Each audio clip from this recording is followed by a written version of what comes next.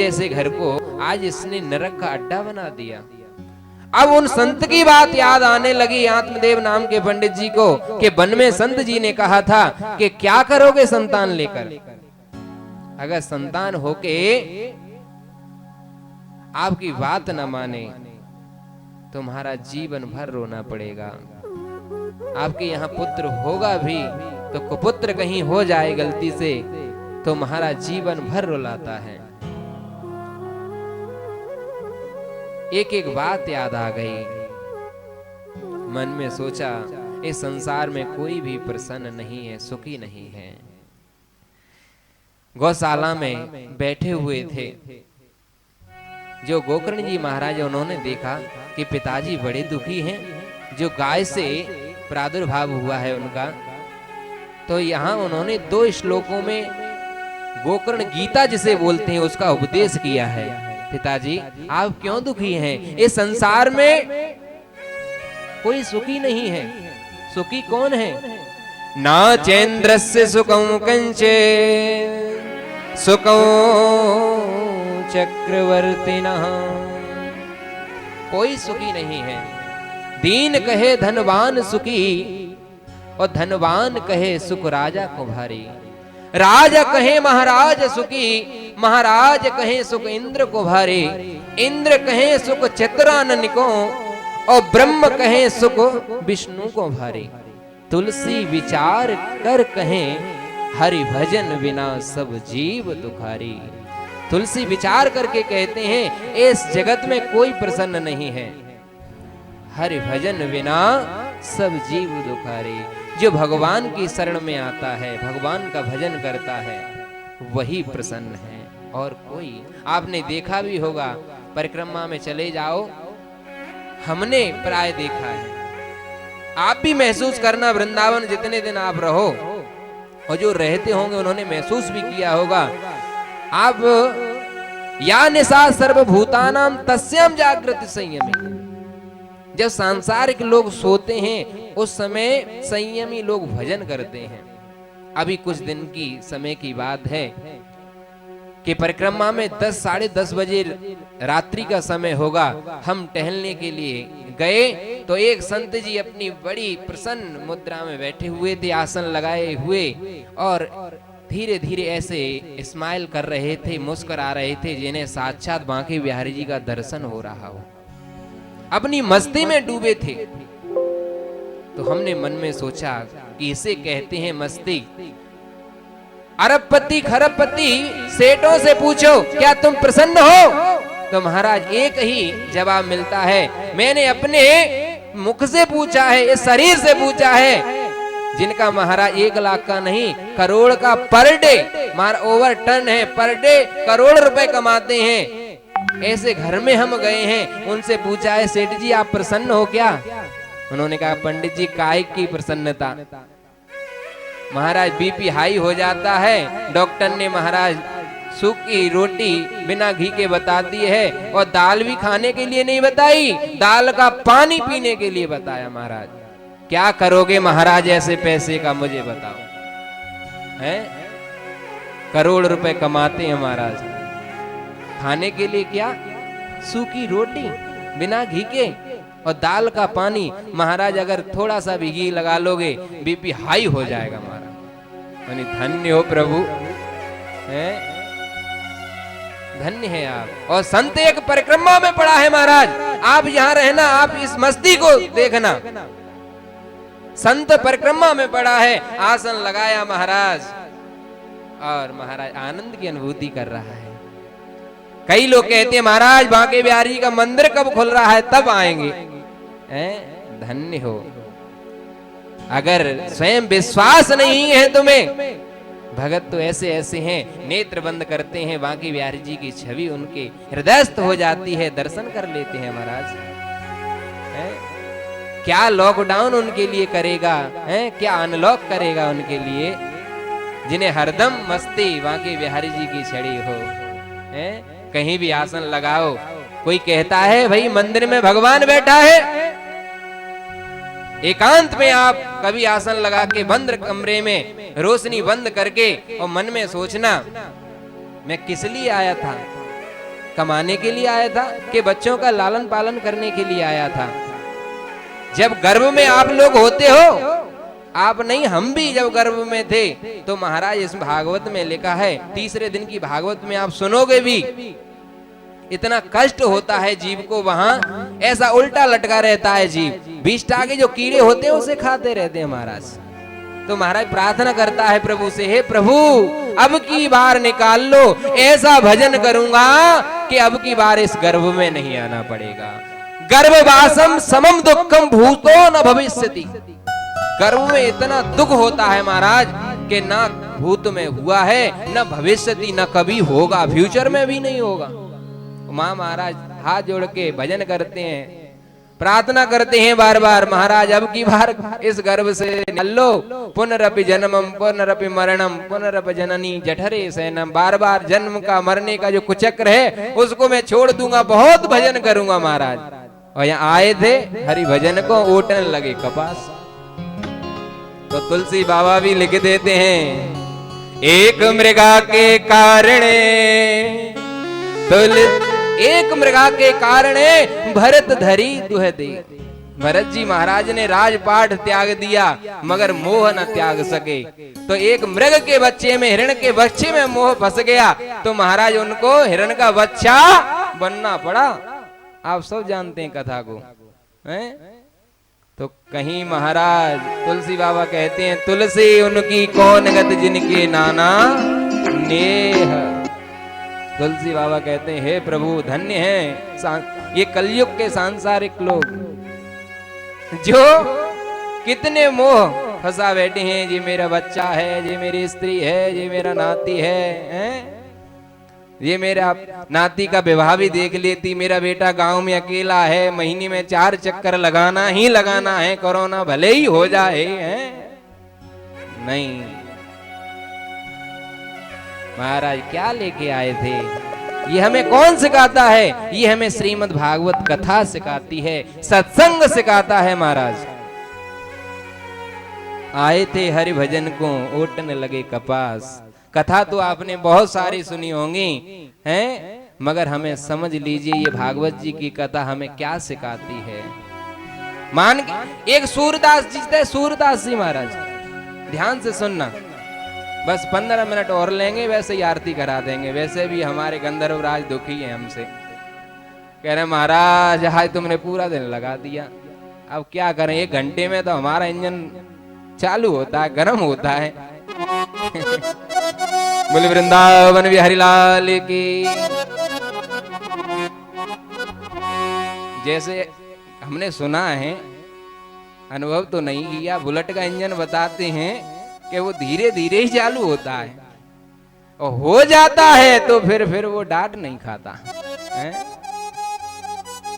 तो एक सूरदास जी महाराज थे, सूरदास, तो एक कमरे में आ गए। अब वो भटक गए कि कहां से आए थे हम, गेट कौन सा था। अब उन्हें दरवाजा नहीं मिल रहा, तो एक विद्वान से पूछे, विद्वान थे कोई, विद्वान ने कहा श्राद्धे इसका बिल्कुल खत्म कर दिया, सब कुछ मत करो, अब तुम हट जाओ। वृंदावन धाम की जय। तो एक विद्वान ने कहा कि आप दीवार के सारे चलोगे तो आप अनायास ही दरवाजे के पास पहुंच जाओगे, अनायास ही पहुंच जाओगे। तो उन्होंने जैसे ही दीवार पकड़ पकड़ के चल रहे हैं सूरदास जी, जैसे ही दरवाजे का समय आया तो उनके शरीर में महाराज खुजली मचने लगी, और जैसे ही खुजली मची वैसे ही क्या करते हैं कि 2 डग 2 पैर के पैर आगे बढ़ा देते हैं, इतने में ही वो दरवाजा 3/6 का निकल जाता है। जो दरवाजा है वो निकल गया इतने में, और वैसे ही खुजली उनकी दूर हुई, उन्होंने फिर दीवार पकड़ ली। अब क्या होगा कि उन सूरदास जी को उतना ही घूम के आना पड़ेगा जितना वो अभी चल के गए थे। हमारा भाव आपको समझाना है, उदाहरण देना है। क्यों? आपको जो मनुष्य शरीर मिला है ये एक दरवाजा है, इसी से हम कमरे से बाहर आ सकते हैं। हम सब लोग अंधे हैं, हमें कुछ नहीं दिख रहा। किसी ने बताया कि आपको जो शरीर मिलेगा ना, उससे भगवान के धाम को आप पा सकते हो। मगर जैसे ही हमें यह शरीर मिला तो हमें विषय, काम, क्रोध, मद, लोभ, ईर्षा, नाना प्रकार के ऐसे जंजाल पाल लिए, इतनी खुजली कर ली अपने शरीर में। जब तक ये शरीर मिला और भजन करने का समय हुआ, सोचा कि अब करें अब करें अब करें, तब तक ये शरीर का अंत ही हो गया। और फिर हमें पुनरपि मरणम, बाद में हम वहीं जाकर पहुंच गए जहां से शुरू हुए थे। ना कोई सूरदास है, ना कोई कमरा है। कहने का भाव क्या है, 84 लाख जो योनियां हैं, उनमें हमें एक मच्छर भी बनना पड़ेगा, चींटी भी बनना पड़ेगा, मक्खी भी बनना पड़ेगा, मधुमक्खी भी बनना पड़ेगा, मगरमच्छ भी बनना पड़ेगा, हाथी भी बनना पड़ेगा। और इतने हम जन्म लेकर के आए हैं। अगर ये शरीर हमने व्यर्थ में गमा दिया तो महाराज फिर हमें उन्हीं योनियों में डाल दिए जाएंगे जहां से हम अभी आए हैं। तो इसलिए इस जीवन को सुधार लो, स्वयं अनुभूति करो कि हम किस लिए आए हैं। मगर यहाँ आते ही विषय भोग में ऐसे पड़ जाते हैं कि भूमि परत भा ढावर पानी, जिन्हीं जीवई माया लपटानी। आकाश से ऐसी बूंद गिरती है एक, तो जो धूल के कण उसे जकड़ लेते हैं, ऐसे ही हम सभी लोग उस माया में जकड़ जाते हैं। यहां हम पूछे कि ऐसा आप करोगे, तो अपनी मुंडी हिलाते हिलाते आप कहेंगे हाँ महाराज जी, अब तो हम ऐसा ही करेंगे। ये आपकी बात नहीं, हम सबकी बात है। कथा सुनत मुर्दा जलत, विषय भोग के अंत। 3 जगह वैराग्य हम में आता है महाराज। कथा सुनते समय, मुर्दा जलते समय, विषय भोग के अंत। जो मत ऐसी सदा रहे तो क्यों न मिले भगवंत। ऐसी मति अगर हमारी हरदम रहे तो क्यों भगवान नहीं मिलेंगे? जरूर मिलेंगे। क्या किसी मंदिर में भगवान बैठे हैं? नहीं, ये तो हमारी आस्था है मंदिर जाना।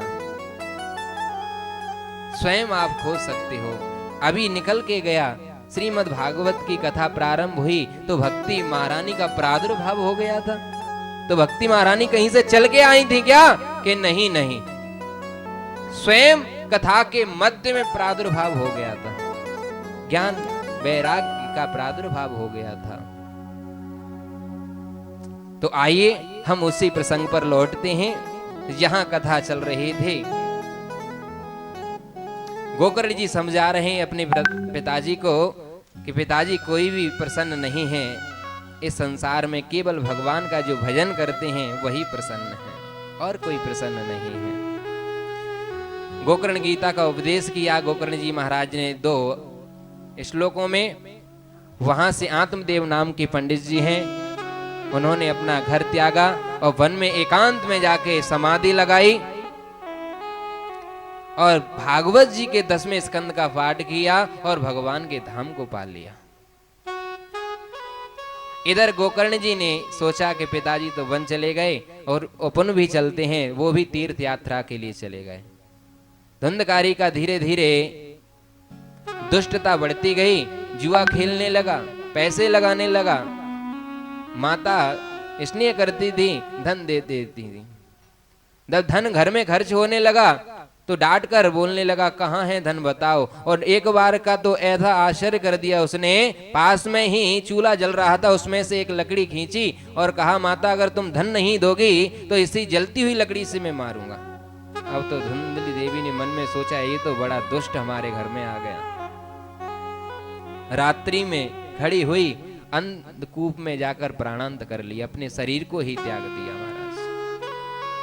अब तो जो धुंधकारी है महाराज मन में बड़ा प्रसन्न हुआ कि अब रोक टोक करने वाला घर में कोई नहीं है। 1 नहीं 2 नहीं 5 गड़ेकाओं को महाराज ले आया। ये हमारे शास्त्र ऐसे कहते हैं, ये परनारी होती है ना, वो किसी की आज तक ना हुई है और ना ही भविष्य में होगी। पर नारी पैनी छोरी तीन जगह से खाए, धन हरे यौवन हरे अंत नरक ले जाए महाराज। बोली राधे राधे। जो गणिकाएं होती हैं, बाजारू स्त्रियां होती हैं, वेश्याएं होती हैं, वो आज तक किसी की ना हुई हैं और ना ही होंगी महाराज। तुलसी बाबा ने भी रामचरितमानस में कहा है, पर नार लिलार गुसाई तयउ चौथ की चंद्र की नाई।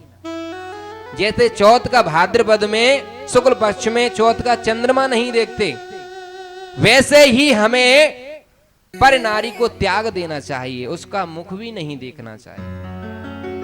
वे केवल और केवल धन को प्रिय मानती हैं और किसी को प्रिय नहीं मानती। धंधकारी 5-5 वेश्याओं को घर में लेके आ गया। गणिकाओं को तो धन चाहिए, गणिकाओं ने कहा धन लेकर आओ, तो बहुत एक बार राजा के राज्य में उसने डांका डाला और बहुत सा धन लेकर आ गया। गणिकाओं ने सोचा बहुत सा धन पर्याप्त हो गया, कहीं ये पकड़ गया तो हमारा नाम लेगा तो हमें भी दंड मिलेगा, क्यों ना इसको ही ठिकाने लगा दिया जाए। रात्रि में चारपाई पे सो रहा था, सोते हुए धुंधकारी को बांध दिया। जब वो चिल्लाया तो पास में ही चूल्हा जल रहा था, तो जो अंगारे होते हैं, गांव की भाषा में कोले बोलते हैं उन्हें, जो जल रहे थे, वो गणिकाओं ने ठूंस ठूंस कर उसके मुख में भर दिए। तड़प तड़प कर धुंधकारी वहीं मर गया। गणिका उसी आत्मदेव नाम के पंडित जी में ही गाड़ कर और चली गई।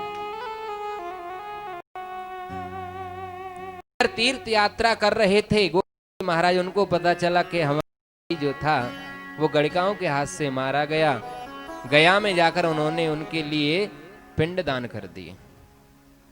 कुछ समय के उपरांत 5 जगार ऐसे होते हैं महाराज, जिन्हें मंडलेश्वर संत बन जाए, श्री महंत बन जाए, संत हो जाए या ज्ञानी हो जाए, त्यागी हो जाए, मगर 5 जगार जीवन में ऐसे होते हैं कोई नहीं बोल सकता। क्या क्या होते हैं? जननी जन्म भूमश्च स्वर्गादपि गरीयसे। अपनी जन्म भूमि को कोई नहीं भूल सकता महाराज, और अपनी जन्म देने वाली माता को और पिता को और गंगा जी को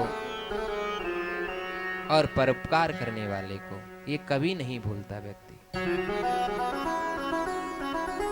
गोकर्ण जी ने कहा बहुत दिन हो गए, चलो अपनी जन्मभूमि के लिए चलते हैं।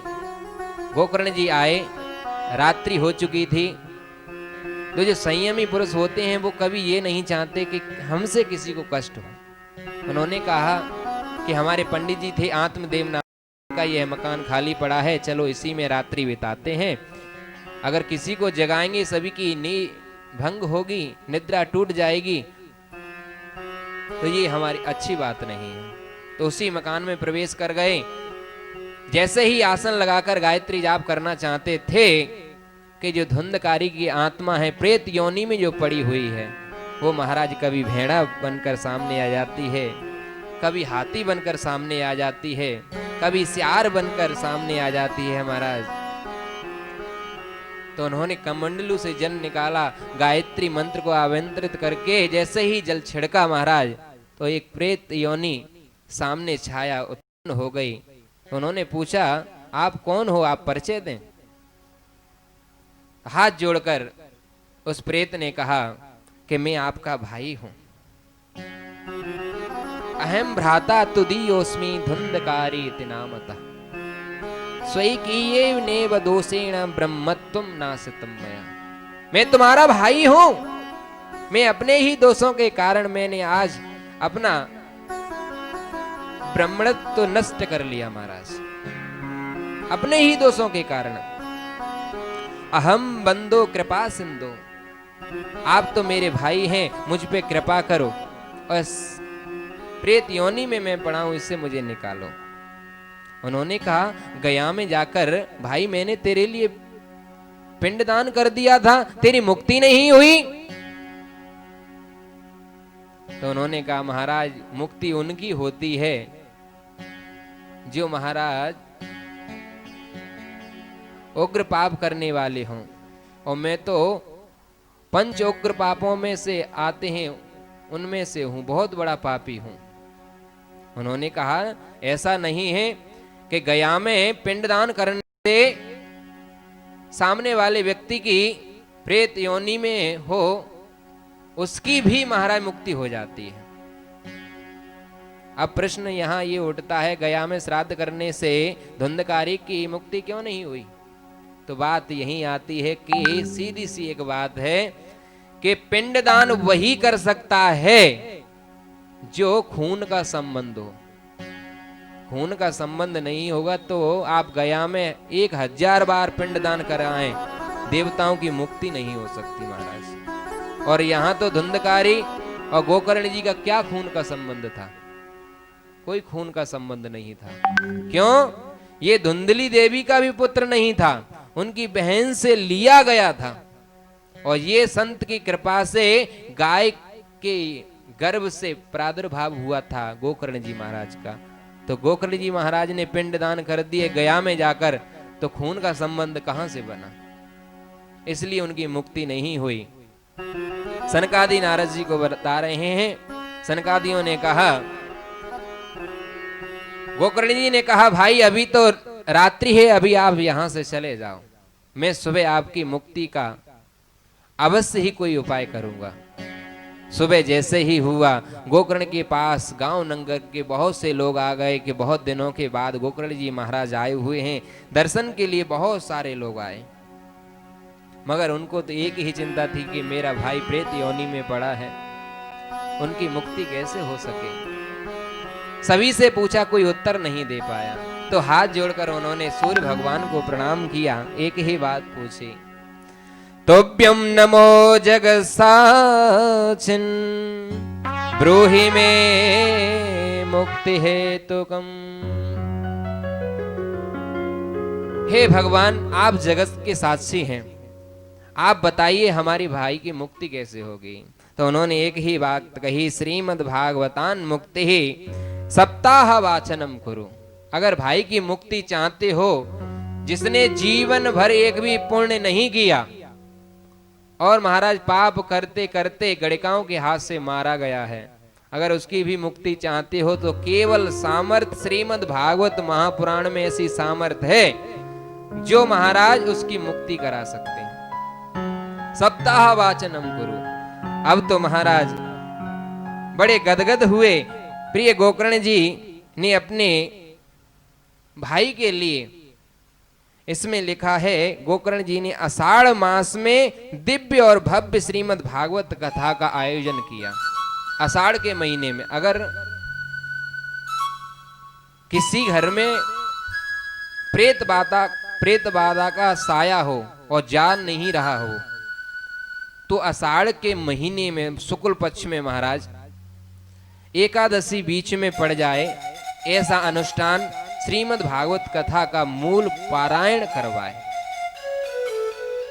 किसी का कराया हो कि मन नहीं लगता महाराज, तो उस व्यक्ति के निमित्त ब्राह्मण को संकल्प और गोत्र अगर पता हो तो ठीक है, नहीं तो हम सब कश्यप ऋषि की संतान में आते हैं।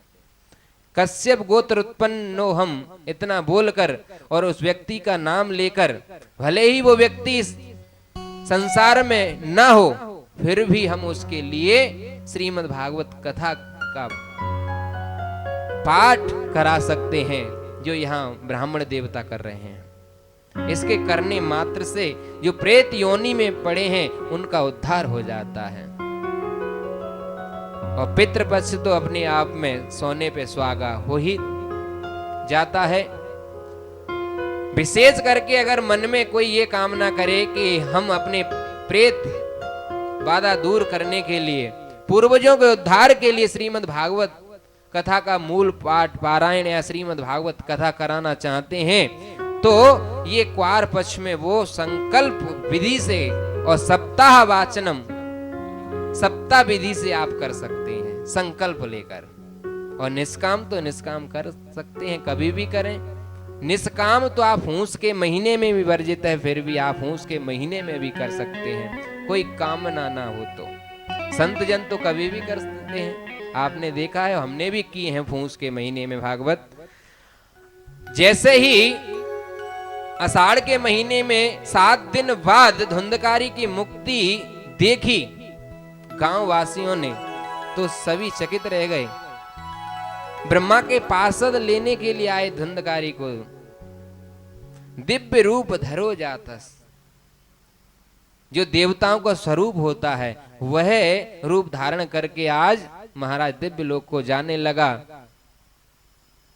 विमान आया लेने के लिए, मगर यहाँ गोकर्ण जी ने रोक दिया। क्यों महाराज?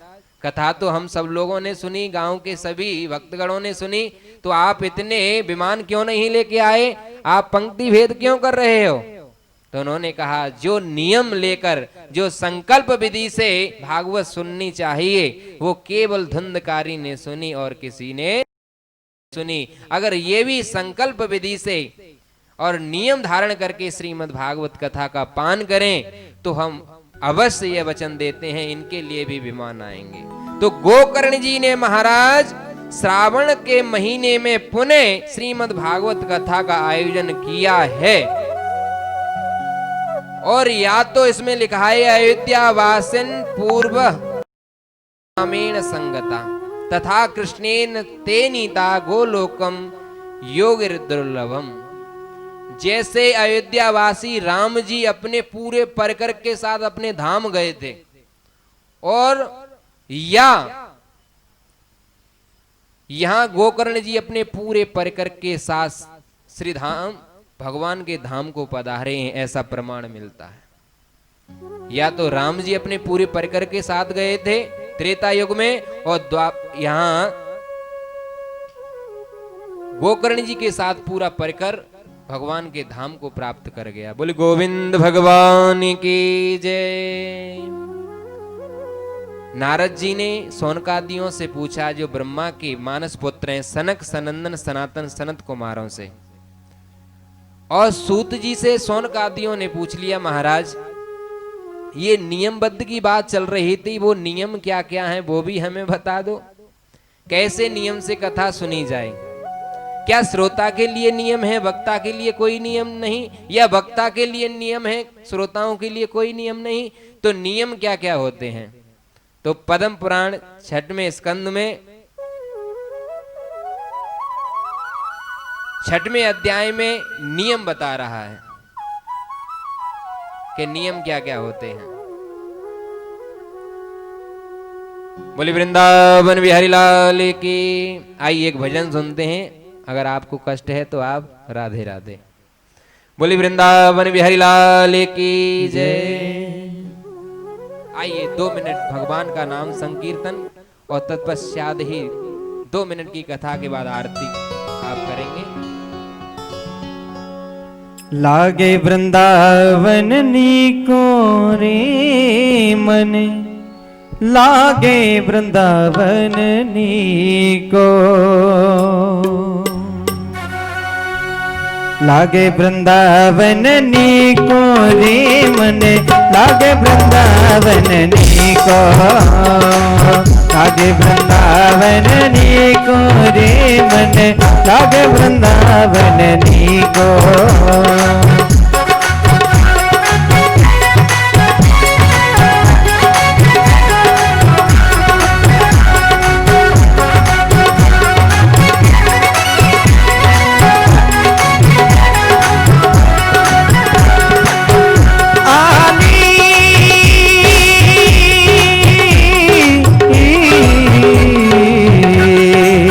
लागे वृंदावन नीको रे मने, लागे वृंदावन नीको, लागे वृंदावन नीको, लागे वृंदावन नीको।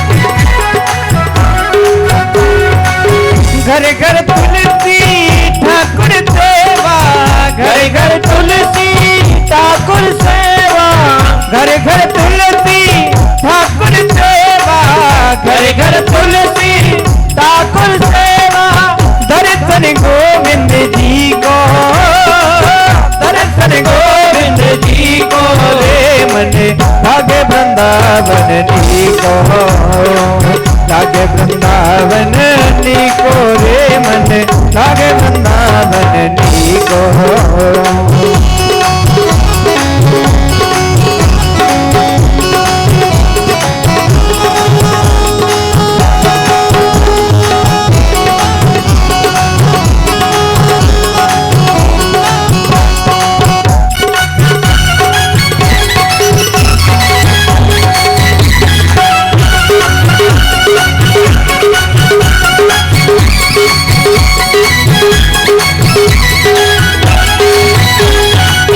निर्मल नीर बहत यमुना को, निर्मल नीर बहत यमुना को, निर्मल नीर बहत यमुना को, निर्मल नीर बहत यमुना को, बहत यमुना को, बहत यमुना को, बहत यमुना को, बहत यमुना को, निर्मल नीर बहत यमुना को, निर्मल नीर बहत यमुना को।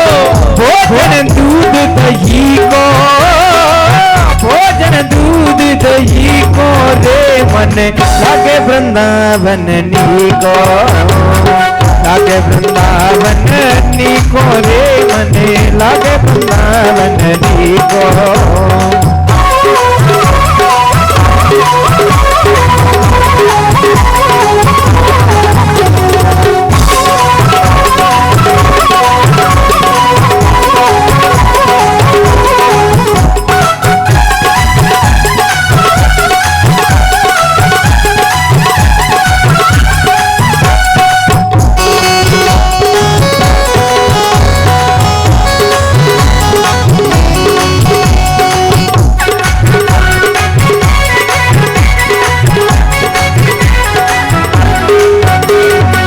रतन सिंहासन आप विराजे, रतन सिंहासन आप विराजे, रतन सिंहासन आप विराजे, रतन सिंहासन आप विराजे, आप विराजे, आप विराजे, आप विराजे, आप विराजे।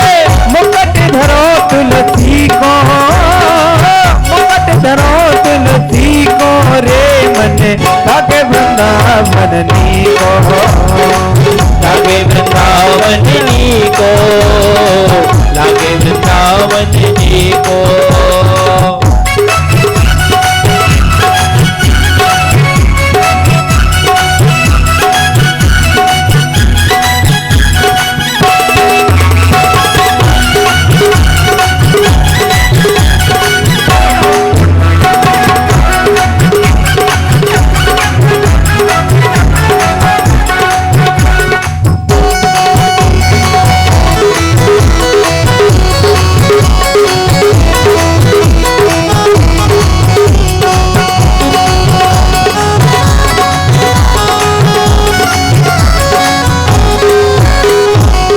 कुंजन कुंजन फिरति राधिका, कुंजन कुंजन फिरति राधिका, कुंजन कुंजन फिरति राधिका। सत्य सुनते मुरली को, सत्य सुनते मुरली को रे मन, लागे वृंदावन नीको, लागे वृंदावन नीको रे मन, लागे वृंदावन नीको, लागे वृंदावन नीको रे मने, लागे वृंदावन नीको, लागे वृंदावन नीको रे मने, लागे वृंदावन नीको, लागे वृंदावन नीको रे मने, लागे वृंदावन नीको, लागे वृंदावन नीको रे मने, लागे वृंदावन नीको।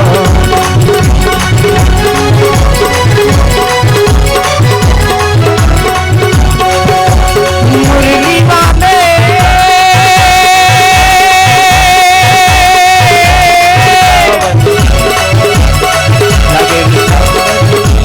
कमली वाले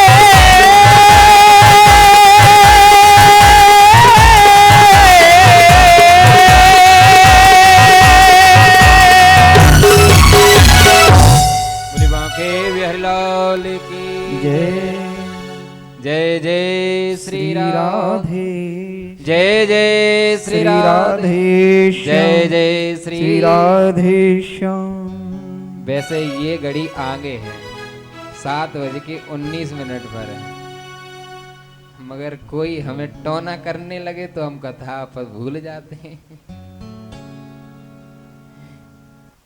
चलो आज वैसे भी बहुत समय हो गया है, कल से समय नहीं होगा, ठीक है।